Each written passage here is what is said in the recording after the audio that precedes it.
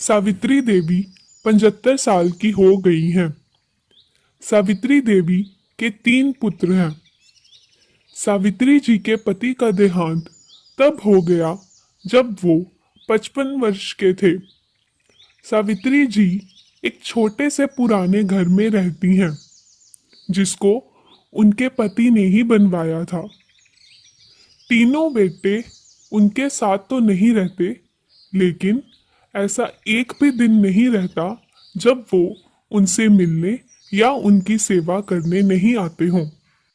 तीनों की पत्नियां भी दिन में आती हैं, यानी यूं ही समझ लीजिए कि उनका घर कभी खाली नहीं रहता।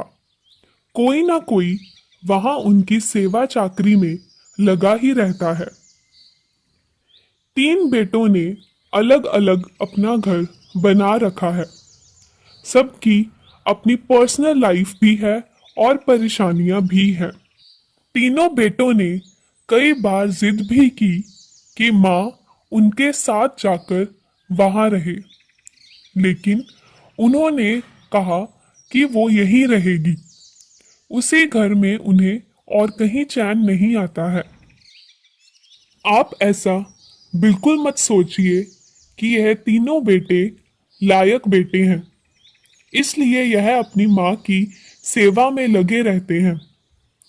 तीनों बेटों को उनसे ज्यादा प्यार या लगाव की असली वजह कुछ और है। वजह है उनकी माँ का एक बड़ा संदूक, एक बड़ा लकड़ी का संदूक जिस पर ताला लगा है।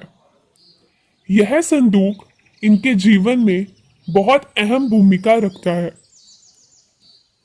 इस संदूक के अंदर क्या है और कितना है, ना तो इन तीनों बेटों को पता है, ना ही इनकी पत्नियों को।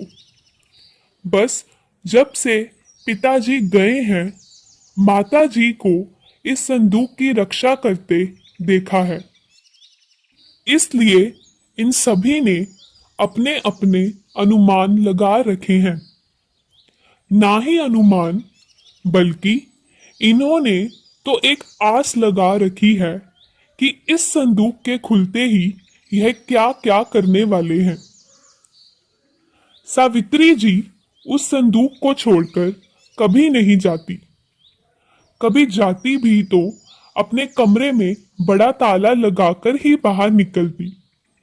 वो सिर्फ थोड़ी देर में ही वापस आ जाती। 3 बेटों और उनकी पत्नी की इस संदूक पर नजर ना जाने कब से है। सबने अपनी तरफ से अपनी अपनी कोशिश भी करके देख ली माँ को अपने साथ अपने घर ले जाने की, ताकि माँ के साथ उनका संदूक भी वहां से हिल सके। और फिर जाहिर सी बात है, जिसके घर में माँ रहेगी उसका ही संदूक होगा। लेकिन सभी एक दूसरे की काट करते हैं।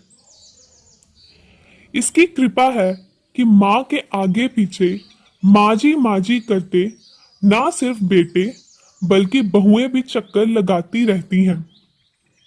लेकिन सावित्री जी भी भली भांति अपने बेटों को समझती हैं। वो जानती हैं कि उनकी इतनी सेवा क्यों हो रही है। उनकी सेवा उनके संदूक के कारण हो रही है।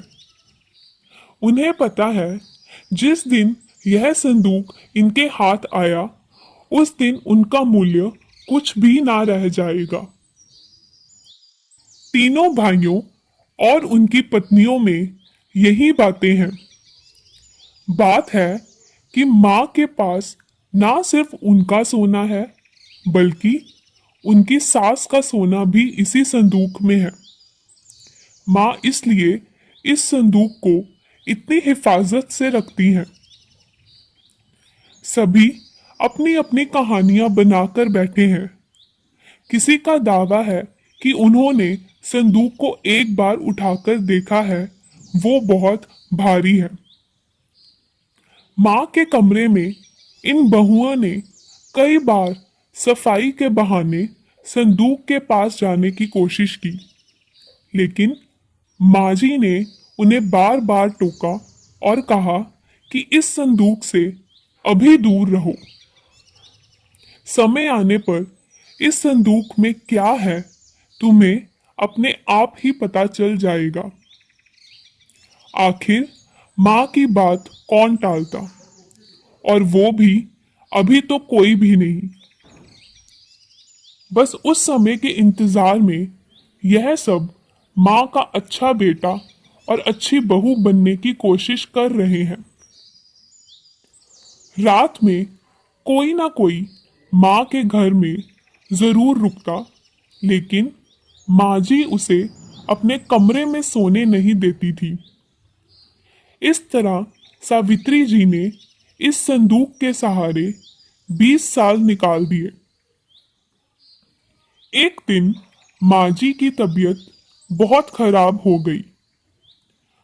अक्सर जब तबीयत बिगड़ जाया करती थी, तब उनके बेटे उन्हें अस्पताल ले जाने को कहते थे, लेकिन वो उसके लिए भी राजी नहीं होती थी।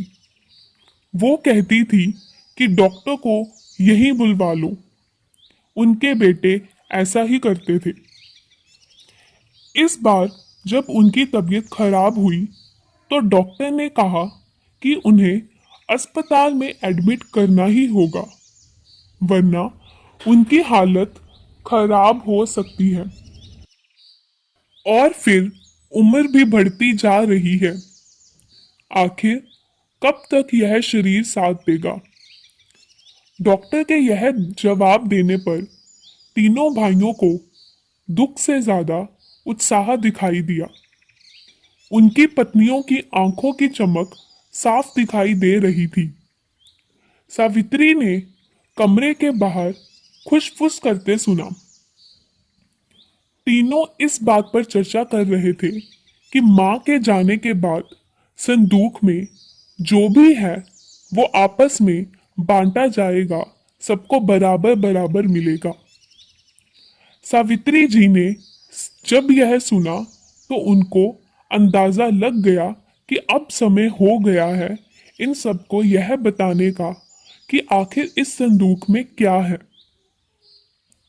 उन्होंने आवाज लगाकर अपने तीनों बेटों और बहू को अंदर बुलाया। सबने आते ही कहा, मां अस्पताल चलते हैं, आप वहां जाकर ही ठीक होंगी। मां ने कहा कि पहले वो जान लो कि जिसके लिए तुम सब इतने सालों से चक्कर लगा रहे हो, उसके बाद तुम्हारी मर्जी। इस संदूक में तुम तीनों के लिए मेरे पास कुछ है जो मैं तुम्हें आज देना चाहती हूँ। माँ ने अपने तकिए के नीचे से एक चाबी निकाली और धीरे से खड़ी होकर संदूक को खोलने के लिए नीचे झुकी। वहां खड़े सभी बेटे और बहुओं की धड़कन तेज थी।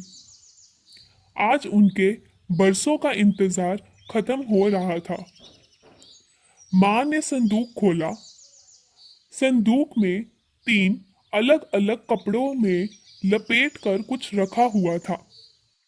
सबकी आंखें बड़ी आश्चर्य के साथ उस संदूक की ओर ही थी। मां ने कपड़े में लपेटा हुआ सामान आकर उठाने को कहा। तीनों बेटों ने एक एक सामान उठा लिया और उसे खोल कर देखा। कपड़ा खुलते ही कमरे में मौजूद हर एक इंसान का मुंह फटा का फटा रह गया। उन कपड़ों में से निकला एक भारी पत्थर। तीनों के हाथों में था एक एक पत्थर। यह क्या मां, इतने दिनों में तुम इन पत्थरों को संभाल कर रखी हुई थी और हमें बेवकूफ बना रही थी। हमने सोचा तुमने गहने संभाल कर रखे हैं। मां ने कहा, मैंने तुम्हें कब बेवकूफ बनाया? और गहने तो थे, बहुत थे, लेकिन कब किसके लिए कितने बेचे इसका मैंने हिसाब नहीं रखा। जब तुम्हारे पिता आखिरी समय में थे तब हमारे पास कुछ नहीं था। तुम तीनों ने शादी के बाद ऐसा मुंह फेरा। क्या तुम्हें पता है कि किस अभाव में उनका अंतिम समय गुजरा? पर उस समय भी उन्होंने तुम्हें कुछ नहीं कहा। उन्होंने उस समय भी मेरा सोचा। उन्हें पता था कि उनके जाने के बाद उनके बेटे मेरे साथ भी यही करने वाले हैं। इसलिए उन्होंने मेरे लिए इस संदूक का उपाय खोजा। देखो कितना सही उपाय दिया था। तुम लोगों को बेवकूफ बनाया। या तुम लोगों से सेवा करना ना उनका मकसद था ना मेरा। वो तो चाहते थे कि उनके जाने के बाद मैं अकेली ना रहूं। बेटे मेरे साथ हों, मेरी आंखों के सामने, बस यही इच्छा थी। अब मैं शायद ज्यादा ना रहूं, इसलिए मैंने तुम्हें सच बता दिया। अंत में यह सारी बातें सुनकर बेटे और बहू कमरे से बड़बड़ाते हुए और गुस्से से बाहर निकले। करीब 1 घंटे तक माँ के कमरे के बाहर ही सब एक दूसरे पर अपना गुस्सा निकाल रहे थे। बहस हो रही थी कि अब माँ को अस्पताल लेकर जाना है कि नहीं, और लेके जाना है तो खर्चा कौन उठाएगा। सावित्री जी अपने बिस्तर पर लेटी हुई यह सारी बातें सुन रही थी।